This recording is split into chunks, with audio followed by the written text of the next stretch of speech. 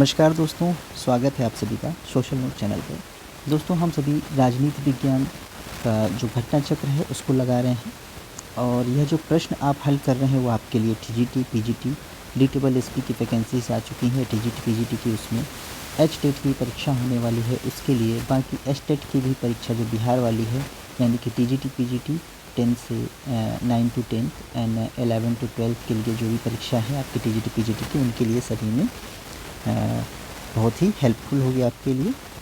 तो अभी हम लोग क्या पढ़ रहे हैं, थिंकर्स, ठीक है ना।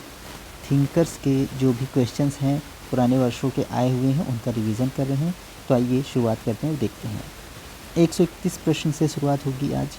निम्नलिखित में से कौन सा तत्व राजनीतिक दलों का नहीं है दोस्तों। तो ये आपके लिए एक इम्पॉर्टेंट टॉपिक है, राजनीतिक दल। इसको पढ़ना बहुत बेहद ज़रूरी है क्योंकि यह बहुत ही अधिकतर से यहाँ से पूछा जाता है। एक क्वेश्चन ज़रूर से ज़रूर आपको मिल जाएगा।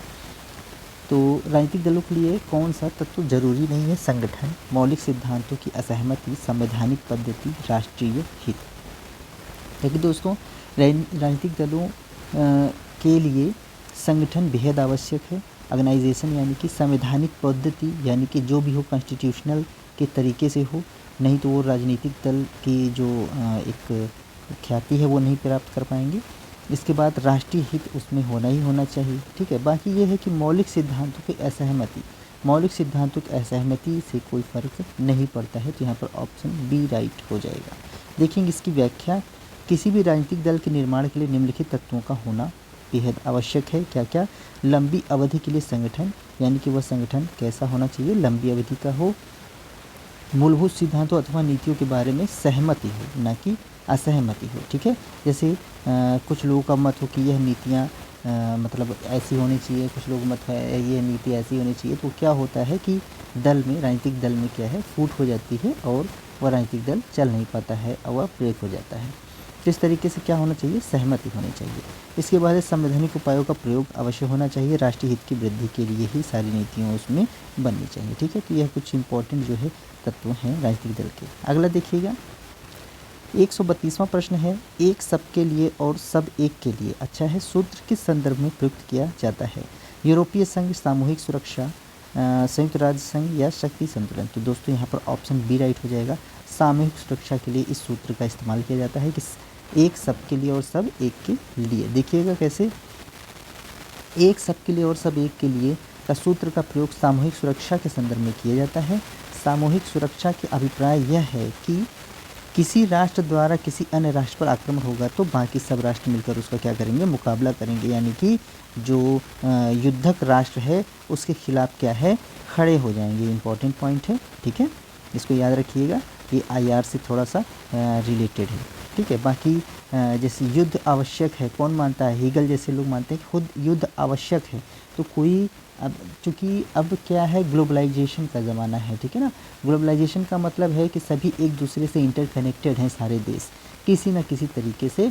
और अगर सभी एक दूसरे से मिलकर नहीं चलेंगे तो क्या होगा, वह अपना विकास नहीं कर पाएगा देश, ठीक है ना। तो किसी न किसी माध्यम से, चाहे वो पॉलिटिकली हो या जो है आपका सांस्कृतिक तरीके से हो, तो अलग अलग तरीके से जो है सारे देश एक दूसरे से मिले रहते हैं, चाहे ट्रेड के जरिए हो, बहुत सी चीज़ें हैं। अगला देखिए, 133वां प्रश्न है, परंपरागत राजनीति विज्ञान, ठीक है, यानी कि ट्रेडिशनल का निम्न में से कौन सा लक्षण नहीं है। देखिएगा, अमूर्त स्वरूप, बिल्कुल अमूर्त स्वरूप होता ही है। काल्पनिकता भी होती है उसमें, ठीक है। दार्शनिकता पर बल दिया जाता है उसमें, और तथ्यों के आधार पर बल, तथ्यों के अध्ययन पर बल नहीं दी जाता है। यानी कि फैक्ट्स पर कोई भी, इसके अध्ययन पर कोई बल नहीं दिया जाता है। ये कहाँ पर दिया जाता है, जो आधुनिक राजनीतिक विचारक हैं वह जो है तथ्यों के अध्ययन पर बल देते हैं, ठीक है। ये डी ऑप्शन जो है आधुनिक राजनीति विज्ञान का लक्षण है। तो देखिएगा ऑप्शन डी राइट हो जाएगा।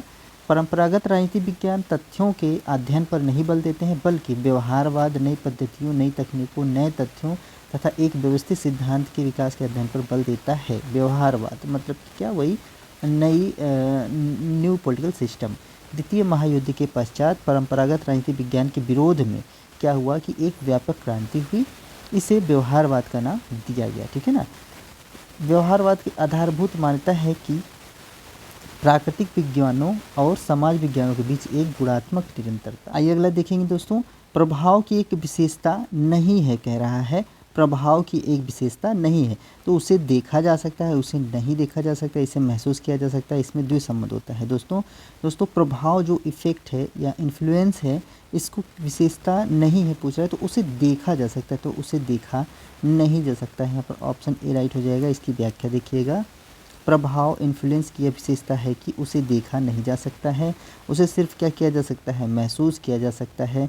लास्वेर और कॉपलैंड जैसे विचारक शक्ति के प्रभाव का समानार्थक मानते हैं इसको। ठीक है, अगला 135वां प्रश्न है, निम्नलिखित में से कौन द्विदल पद्धति का एक लाभ नहीं है? स्थायित्व, पूर्वानुमेय, निर्वाचक की पसंद का सरलीकरण, समाज का मत ठीक ढंग से प्रतिबिंबित होना। ठीक है, तो दोस्तों द्विदल पद्धति में क्या है, जो निर्वाचक की पसंद है वह सरलीकरण उसका हो जाता है। ठीक है, ऑप्शन सी राइट हो जाएगा। मतलब कि दो ही कैंडिडेट हैं तो दो ही दल है, तो क्या है कि वहाँ पर आप या तो इसको चुनेंगे या तो फिर इसको चुनेंगे। जो इसको पसंद नहीं करता है तो वो जाहिर सी बात है इसी को वोट देगा, और जो इसको पसंद नहीं करता है तो जाहिर सी बात है इसी को वो वोट देगा। दोनों हो सकता है, ज़्यादा ये ख़राब हो और ये थोड़ा सा कम ख़राब हो, तो क्या होगा कि वह इसको छोड़ करके इसको वोट दे देगा। इस तरीके से होता है ये। देखिएगा, द्विदल पद्धति का लाभ यह है कि इसमें स्थिर सरकार, स्थायी नीतियों का निर्माण, शासन की स्वस्थ एवं रचनात्मक विरोध, पूर्वानुमेय आदि। द्विदलीय पद्धति में राजनीतिज्ञों में असंतोष की भावना उत्पन्न नहीं होने पाती है, क्योंकि ज़्यादा है ही नहीं। वे जानते हैं कि आज का विरोध दल कल का शासक दल होगा, अतः वे केवल रचनात्मक विरोध करके शासन को सुचारू रूप से नियंत्रित करते हैं। अगला 136वां प्रश्न है, किसने कहा कि राष्ट्र दैविक आदर्श की अभिव्यक्ति एवं उसका रहस्योद्घाटन है? दोस्तों यह बोलते हैं आपका अरविंद। ठीक है, अरविंद, ऑप्शन बी राइट हो जाएगा। अरविंदो घोष। ठीक है ना, देखेंगे इसकी व्याख्या। अरविंदो घोष राष्ट्रवाद एवं मानवीय एकता से ओतप्रोत एक राष्ट्रभक्त थे। इनका विचार गरम दलीय नेता तिलक, लाला लाजपत राय, पिल्लई, केलकर आदि विचारों से मेल खाता है। यानी कि कैसे थे, यह गरम दल के नेता थे। उन्हें वंदे मातरम में प्रकाशित एक लेख में लिखा है, राष्ट्रवाद राष्ट्रहित में निहित दैवीय एकता का एक साक्षात्कार करने का उत्कृष्ट अभिलाषा है।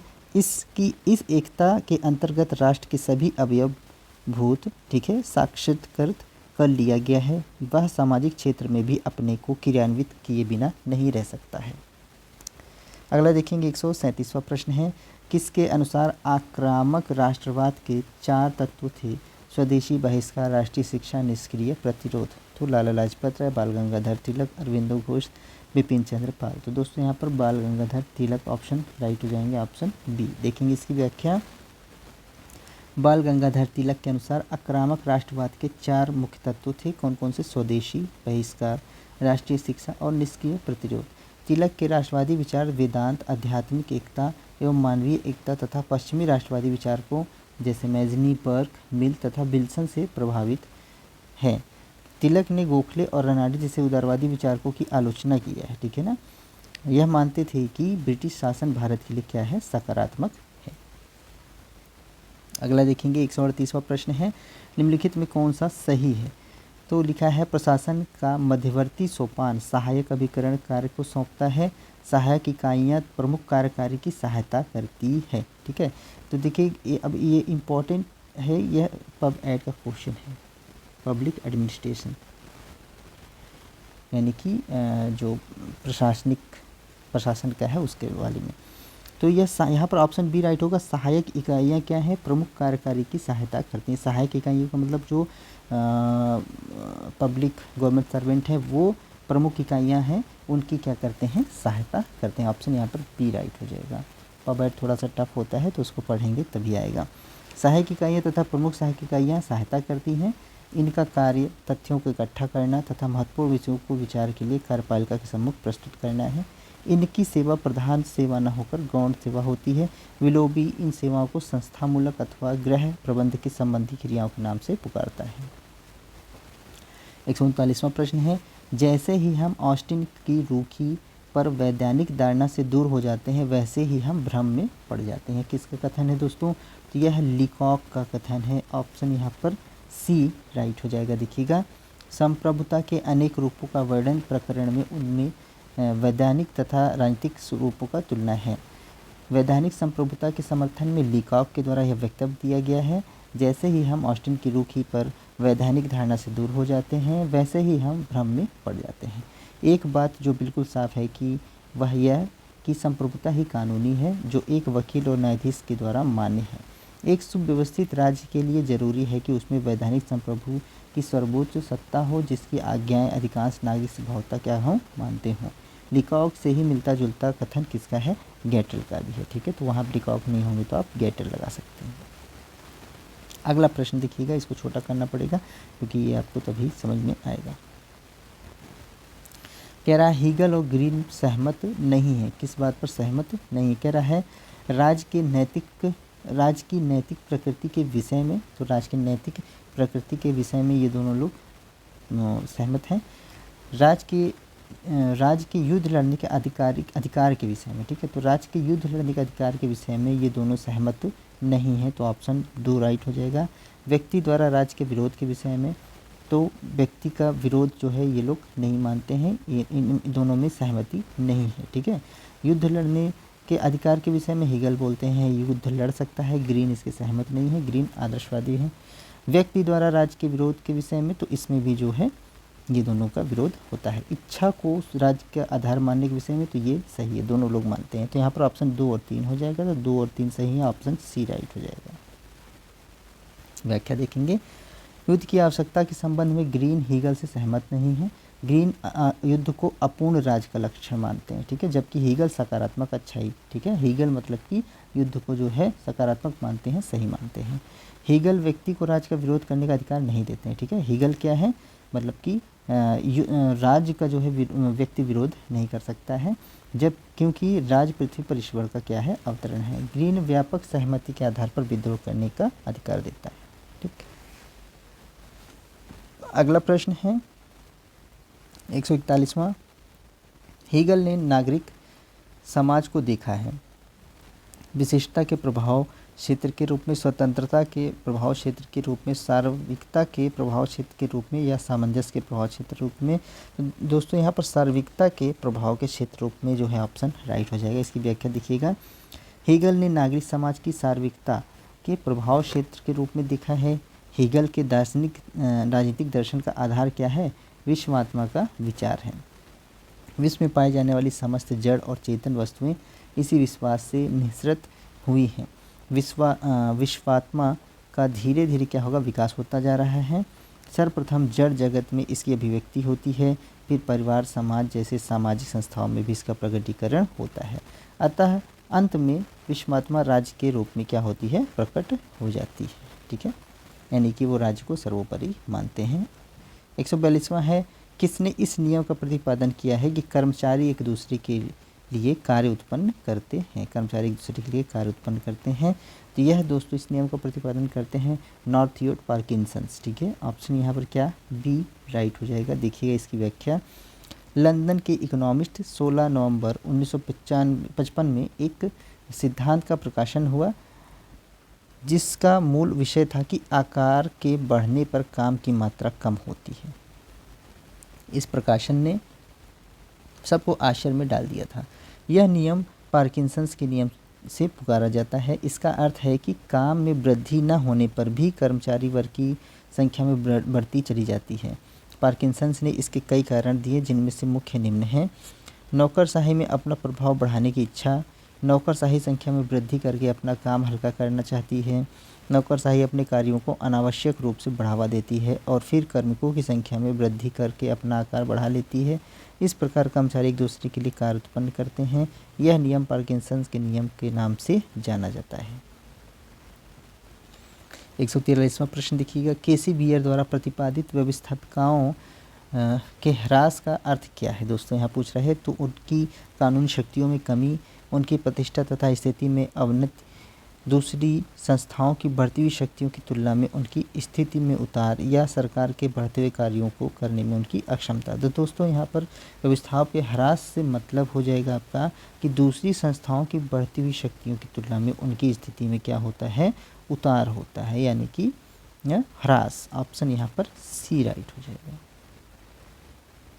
अगला देखेंगे 144वां प्रश्न है, नेतृत्व के सिद्धांत के रूप में पारिस्थितिक दृष्टिकोण का प्रतिपादन किसने किया दोस्तों? काफ़ी इंपॉर्टेंट है, तो यहाँ पर मिलेट हो जाएंगे, ऑप्शन ए राइट हो जाएगा। कौन? मिलेट।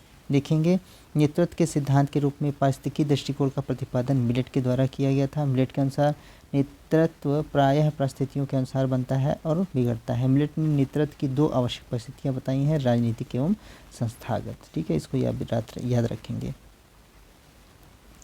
अगला देखते हैं 145वां प्रश्न है, हमारी राजनीतिक प्रणाली में मंत्री जो एक उच्च राजनीतिक पद का अध्यक्ष होता है केवल काठ की गुड़िया के समान है, यह किसने कहा? तो दोस्तों ऑप्शन में है George Bernard Shaw, Munro, Morrison, Ramsay Muir. तो इसका सही उत्तर हो जाएगा मुनरो, ऑप्शन बी राइट हो जाएगा। अगला देखते हैं 146वां प्रश्न है, 50 वर्षों के मतभेद एवं दशक की अनिश्चितता के बाद दो पुराने शत्रु अब साझेदार बन गए हैं, यह किसने कहा था? तो Bill Clinton, Lord Robertson, George W Bush, Mikhail Gorbachev. ठीक है, तो यहाँ पर सही उत्तर हो जाएगा George W Bush, option C right हो जाएगा। देखिएगा उपरोक्त कथन जॉर्ज डब्ल्यू बुश का है, जिन्होंने वर्ष 2002 में नाटो संगठन के रोम इटली सम्मेलन में कहा था। इस सम्मेलन में एक नाटो रूस संयुक्त परिषद का निर्माण किया गया, जो रूस एवं नाटो के मध्य संयुक्त परियोजनाओं तथा सुरक्षा मुद्दों क्रियान्वित करने का प्रमुख राजनीतिक उपकरण है। इसी सम्मेलन में जॉर्ज बुश ने कहा था कि 50 वर्षों के मतभेद एवं दशकीय अनिश्चितता के बाद दो पुराने शत्रु अब साझेदार बन गए हैं। ज्ञातव्य हो कि नाटो एक सैन्य संगठन है जिसकी स्थापना 1949 में होती है। ठीक है, अगला प्रश्न है 147वां, युद्ध की स्थिति राज्य के व्यक्तित्व की सर्वशक्तिमत्ता को प्रकट करती है। युद्ध की स्थिति राज्य के व्यक्तित्व की सर्वशक्तिमत्ता को प्रकट करती है, यानी शो करती है। Green, Mussolini, Hegel, Hitler. तो दोस्तों हीगल ही जो है युद्ध को क्या है आवश्यक मानते हैं राज्य के लिए, और राज्य जो है युद्ध लड़ सकता है। देखिएगा हीगल का पूरा विचार पूरी तरह से राष्ट्रीय भावना से उत्प्रोत है। ठीक है, वह राष्ट्रीय राज्य का समर्थन करता हुआ उसे मानव संगठन का सर्वोच्च रूप मानता है तथा किसी भी अंतर्राष्ट्रीय अथवा विश्व संस्था को स्वीकार नहीं करता है। राज्य के इसी सर्वशक्ति गुण को वह इस रूप में प्रकट करता है कि युद्ध की स्थिति में राज्य को अपने व्यक्तित्व में सर्वशक्तिमत्ता प्रकट हो जाती है। देश और मातृभूमि उस समय ऐसी शक्ति बन जाते हैं जिनके सामने व्यक्तियों की स्वतंत्रता क्या होती है, निरर्थक बन जाती है। इसकी व्याख्या बार्कर ने इन शब्दों में की है कि युद्ध के समय में व्यक्ति को अपनी कोई इच्छा नहीं रह जाती है और वह राष्ट्र को बचाने के लिए अपने प्राणों की आहुति दे देता है, जो व्यक्ति की स्वाधीनता को पूर्ण रूप से समाप्त कर देती है। अगला देखिएगा 148वां प्रश्न है, असंलग्नता को अनैतिक किसने कहा गया है? किसके द्वारा? जॉर्ज केनन के द्वारा, हेनरी ट्रूमैन के द्वारा, जॉन फॉस्टर डलेस के द्वारा, या उपयुक्त में से किसी के द्वारा भी नहीं। तो दोस्तों यहाँ पर जॉन फॉस्टर डलेस के द्वारा यह कथन कहा गया था, असंलग्नता को अनैतिक। ठीक है, यह पूर्व अमेरिकी विदेश सचिव रहे हैं जॉन फॉस्टर डलेस, असंलग्नता को अनैतिक कहा जिन्होंने। डलेस ने 1953 से 1959 तक राष्ट्रपति आइजनहावर के अधीन संयुक्त राज्य सचिव के रूप में कार्य किया था। अगला प्रश्न है 149वां, राजनीतिक दल ही देश में तानाशाही के उदय से हमारी रक्षा के सबसे बड़ा साधन है, यह कौन बोलता है दोस्तों? तो मैकाइवर, फाइनर, ब्राइस, लास्की। यहाँ से उत्तर क्या हो जाएगा? लास्की, ऑप्शन डी राइट हो जाएगा। अगला देखेंगे, बेनेडिक्ट एंडरसन ने राष्ट्र की कौन सी विशेषता बताई है? तो दोस्तों देखिएगा, एक प्रतिदिन की जन्म संग्रह के रूप में, एक कल्पित समुदाय के रूप में, हमारे युग के भ्रम के रूप में, एक सामाजिक संविदा के रूप में। दोस्तों तो यहाँ पर एक कल्पित समुदाय के रूप में जो है बेनेडिक्ट एंडरसन ने राष्ट्रीय विशेषता बताई है, ऑप्शन बी राइट हो जाएगा। 151वां प्रश्न है, हॉब्स के अनुसार प्राकृतिक अवस्था। अब देखिए जैसे ये नया नया नाम सुनते रहते हैं आप, बेनेडिक्ट एंडरसन वगैरह, तो अब कुछ क्वेश्चन ज़रूर से ज़रूर पूछे जाते हैं, 1-2-3 ठो, जो आपको इधर उधर से पढ़े नहीं चाहिए। ठीक, तो आप इससे अच्छा है कि घटना चक्र लगाएं और जितना अधिक हो सके प्रैक्टिस करें, तो नए नए नाम, नई नई चीज़ें सामने आती रहती हैं, तो हो सकता है उसमें से पूछी जाए। बाकी 100% पेपर आपको बिल्कुल भी कभी आता नहीं रहेगा। तो तो आप बिल्कुल 99% का पेपर को हल करने की क्षमता जारी रखें अपनी, ठीक है। अगला देखें, हॉब्स के अनुसार प्राकृतिक अवस्था है सिर्फ पूर्व राजनीतिक, सिर्फ पूर्व सामाजिक, पूर्व राजनीतिक और पूर्व सामाजिक दोनों है, उपयुक्त में से कोई नहीं। दोस्तों हॉब्स का जो प्राकृतिक अवस्था वो बताते हैं तो वह पूर्व राजनीतिक और पूर्व सामाजिक दोनों बताते हैं। ऑप्शन यहाँ पर सी राइट हो जाएगा। हॉब्स के अनुसार प्राकृतिक अवस्था पूर्व राजनीतिक और पूर्व सामाजिक है। सामाजिक समझौते के पूर्व अवस्था में प्राकृतिक अवस्था कहा जाता है। हॉब्स के अनुसार प्राकृतिक अवस्था में समाज, राज्य, संपत्ति, सभ्यता का अभाव था। प्राकृतिक अवस्था सभी के विरुद्ध, सभी के संघर्ष की अवस्था थी। 152वां प्रश्न है आपके सामने, आनुपातिक समानता का सिद्धांत सर्वप्रथम किसने प्रतिपादित किया था दोस्तों? तो यहाँ पर अरस्तु हो जाएंगे जिन्होंने आनुपातिक समानता का सिद्धांत प्रस्तुत किया था। ऑप्शन ए राइट हो जाएगा। इसकी व्याख्या जरूर पढ़ते हैं। सर्वप्रथम अरस्तु ने आनुपातिक समानता या वितरण का न्याय जिसको बोलते हैं सिद्धांत प्रतिपादित किया। वितरण का न्याय का सरोकार सम्मान या धन संपदा के वितरण से है। अरस्तु के अनुसार पद, प्रतिष्ठा और धन संपदा का वितरण योग्यता के आधार पर न कि सभी को बराबर होना चाहिए, ठीक है। यानी कि जो जितना अधिक योग्य होगा उसको उतना ही जो है मतलब अधिक न्याय मिलेगा, मतलब उसको अधिक से अधिक पद, प्रतिष्ठा, धन संपदा मिलनी चाहिए। सद्गुण को योग्यता का मानदंड माना जाता है चाहिए, क्योंकि सद्गुणवान मनुष्य ही सांसारिक पद, प्रतिष्ठा और धन संपदा के गुण मानते हुए मानव जीवन के ध्येय को सबसे ऊंचा स्थान देता है। अगला देखिएगा, 153वां प्रश्न है, यह अभिमत की प्रतिस्पर्धा, संघर्ष और शोषण पर आधारित भौतिक प्रगति समाज को अमानवीयकरण की ओर क्या करता है, ले जाता है। किस विचारक का संबंधित है? कांट हैं, रूसो, मार्क्स, एरिक फॉर्म। तो दोस्तों यहाँ पर क्या है, मार्क्स हो जाएंगे। ऑप्शन सी राइट हो जाएगा। जो प्रतिस्पर्धा, संघर्ष और शोषण के आधारित भौतिक प्रगति यानी भौतिकतावाद की बात हो रही है, ठीक है। और यहाँ पर ऑप्शन सी राइट हो जाएगा। अभी आप पढ़ चुके हैं मार्क्स कई बार।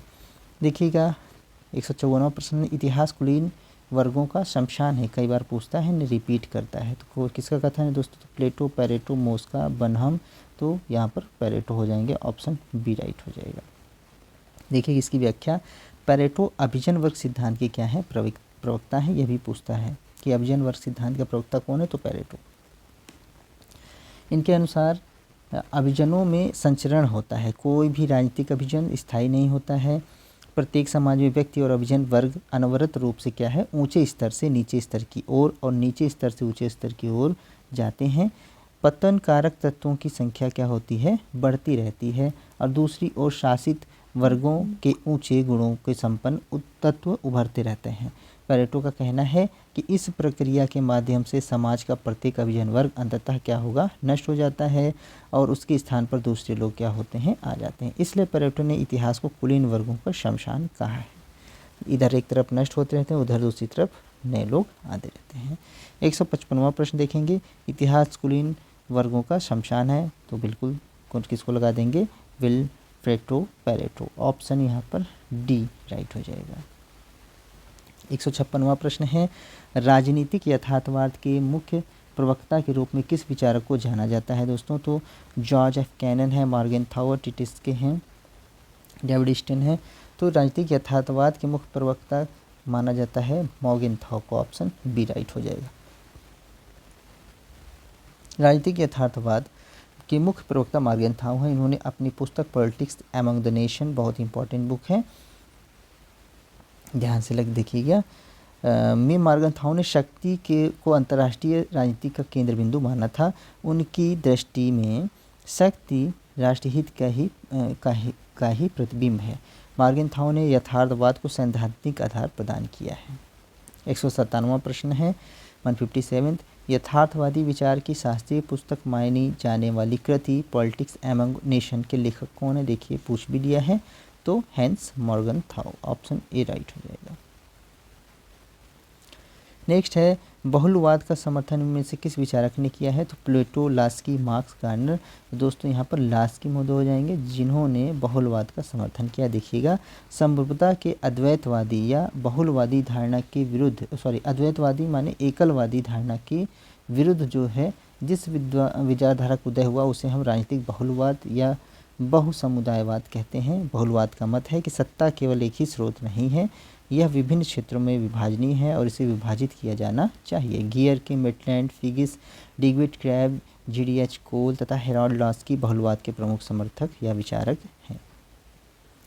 अगला प्रश्न है 159, इनमें से किसने बहुलवाद का समर्थन नहीं किया है। दोस्तों बहुलवाद का समर्थन तो वेब हैं, लिंडसे हैं, क्रैब, हीगल। तो यहाँ पर हीगल जो है यह बहुलवाद का समर्थन नहीं करते हैं, तो ऑप्शन यहाँ पर डी राइट हो जाएगा। देखिएगा उपरोक्त विकल्पों में हीगल बहुलवाद का समर्थन नहीं करते हैं। राज को ईश्वर का असीम सत्ता की श्रेणी में प्रतिष्ठा करते हुए हीगल जैसे आदर्शवादी भी कहा गया है। राज पृथ्वी पर परमेश्वर की अवधारणा है, यह पृथ्वी पर विद्वान एक दैवीय विचार है। उन्होंने लिखा है कि राज दैवीय इच्छा है जो पृथ्वी पर अपने वास्तविक रूप में प्रकट होती है। शेष अन्य विकल्प क्या है, बहुलवाद के समर्थक हैं। दोस्तों ये हो गया आज का, तो लगभग 30 प्रश्नों को हम लोगों ने हल कर लिया है, ठीक है। और हम लोग क्या पढ़ रहे हैं, राजनीतिक चिंतन। जो राजनीतिक चिंतक हैं उनके जो थॉट्स हैं, उनके जो विचार हैं, उनके बारे में जो भी प्रश्न घटना चक्र में दिया हुआ है वो सब हम लोग पढ़ रहे हैं। तो आप लोग भी मेरे साथ साथ जो है यह रिवाइज़ करते जाइए। परीक्षा जल्द ही निकट आने वाली है, तो आप लोग लगे रहिए। चलिए मिलते हैं फिर ऐसी एक वीडियो के साथ। आज इस वीडियो से जुड़ने के लिए सबको बहुत बहुत धन्यवाद। जय हिंद।